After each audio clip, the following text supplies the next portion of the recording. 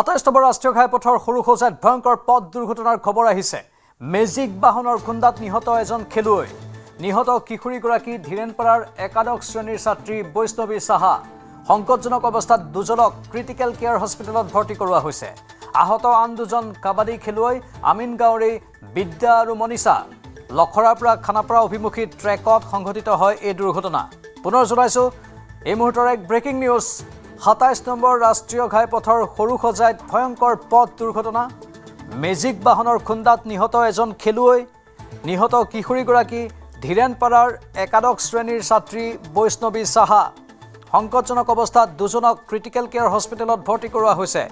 আহত আন দুজন কাবাডী খেলুৱৈ আমিন গাঁৱৰে বিদ্যা আৰু মনীষা। লখৰাৰ পৰা খানাপাৰা অভিমুখী ট্ৰেকত সংঘটিত হয় এই দুৰ্ঘটনা। আমাৰ সতীৰ্থ উৎপল ফোন লাইনত আছে। উৎপল, অধিক তথ্য বিচাৰিছো আপোনাৰ পৰা। যি ৰাজধানী চহৰ গুৱাহাটী মহানগৰীৰ মাজেৰে যোৱা কিলাৰ হাইৱে আছে, কিলাৰ হাইৱেত আজি সন্ধিয়াৰ হৈ পুনৰ আন এক ভয়ংকৰ দুৰ্ঘটনা সংঘটিত হয় আৰু এই দুৰ্ঘটনাত এগৰাকী 11 বছৰীয়া কাবাডী খেলুৱৈ থিতাতে নিহত হয় আৰু লগত যি দুই সতীৰ্থ আছিলে সেই দুই সতীৰ্থ সংকটজনক অৱস্থাত মহানগৰীৰ লখৰাত ক্ৰিটিকেল কেয়াৰ হস্পিটেলত চিকিৎসাধীন আছে। যিগৰাকী 11 ক্লাছ একাদশৰ ছাত্ৰী, নাম বৈষ্ণৱী বুলি আমি ইতিমধ্যে খবৰ লাভ কৰিছো আৰু ঘৰ ধীৰেনপাৰাত হয়। আৰু আন দুগৰাকী যি আছিলে খেলুৱৈ সেই দুগৰাকীৰ ঘৰ আমিন গাঁৱত, নাম মনীষা আৰু আন গৰাকীৰ নাম আমি এই মুহূৰ্তত উল্লেখ কৰিব বিচাৰিছো যে বিদ্যা আৰু মনীষা। কেনেকৈ হ'ল এই দুৰ্ঘটনাটো, কেনেকৈ হ'ল সবিশেষ জনাওক আপুনি।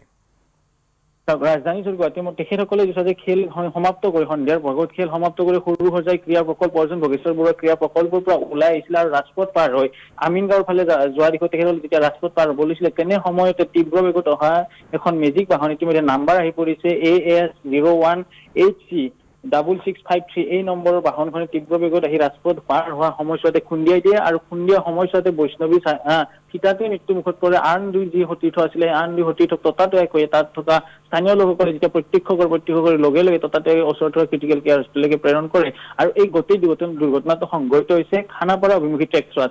খানাপাৰা অভিমুখী টেক্সত তেখেতসকলে পাৰ হৈ যি তিনি খেলুৱৈ আছিলে পাৰ হৈ তেখেতসকলে সেইটো ট্ৰেকলৈকে যাব ওলাইছিলে, কাৰণ সেই ট্ৰেকেৰে গ'লে তেখেতসকলে ধীৰেনপাৰা বা আমিনগাঁও ফালে যাব পাৰিলে হয় বা জালুকবাৰী ট্ৰেকত তেখেতসকলে যাব লগা আছিলে গন্তব্যস্থলী। কিন্তু অৰ্জেন ভোগেশ্বৰ বৰুৱা ক্ৰীড়া প্ৰকল্পৰ পৰা ওলাই যেতিয়া ৰাজপথ পাৰ হ'ব লৈছিলে সেই সময়ছোৱাতে তীব্ৰ বেগত অহা যিখন মেজিক বাহন আছিলে, মেজিক বাহনে খুন্দিয়াইছিলে আৰু মেজিক বাহনৰ খুন্দাৰ ফলত থিতাতে মৃত্যু মুখত পৰে এইগৰাকী ছাত্ৰীৰ সমান্তৰালভাৱে খেলুৱৈগৰাকী আৰু আন দুগৰাকী খেলুৱৈ ইতিমধ্যে আঘাতপ্ৰাপ্ত হয়। সংকটজনক অৱস্থাত গুৱাহাটীৰ ক্ৰিটিকেল কেয়াৰ হস্পিটেলত আছে আৰু ঠিক একেদৰে মেজিকখনৰ চালক কিন্তু এই দুৰ্ঘটনা সংঘটিত কৰি পলায়ন কৰে। তাৰ বিপৰীতে বশিষ্ঠ যি যান বাহন আৰক্ষী আছে, যান বাহন আৰক্ষী উপস্থিত হৈ ঘটনাস্থলীত আৰু উপস্থিত হৈ বাহনখন জব্দ কৰে। তাৰ বিপৰীতে কিন্তু এতিয়াও চালকজন পলাতক অৱস্থাত আছে আৰু আৰক্ষীয়ে তদন্ত আৰম্ভ কৰিছে। ধন্যবাদ জনাইছো।